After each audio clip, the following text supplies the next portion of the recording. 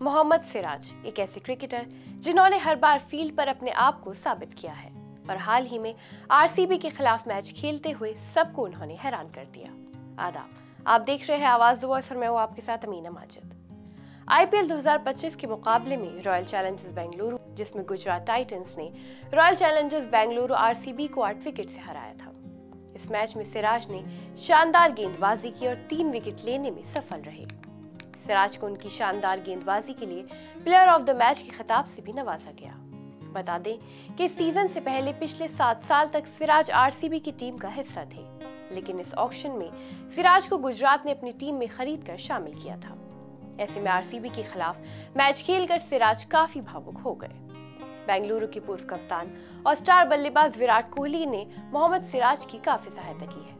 सिराज के इतने सफल गेंदबाज बनने के पीछे वो विराट का बहुत बड़ा हाथ मानते हैं। ऐसे में जब वो चिन्नास्वामी में विराट कोहली के खिलाफ और आरसीबी के खिलाफ पहला ओवर डालने उतरे तो वो थोड़े इमोशनल हो गए। उन्होंने पहली बॉल तो फिल शॉट को डाल दी, लेकिन जब विराट कोहली को वो पहली गेंद डालने जा रहे थे तो रनअप के बीच में ही वो रुक गए थे। इसके बाद वो दोबारा गए और उन्होंने फिर बॉल डाली। मैच के बाद सिराज ने इस बारे में बात की और कहा कि वो थोड़े भावुक थे और 7 साल से वो यहाँ थे।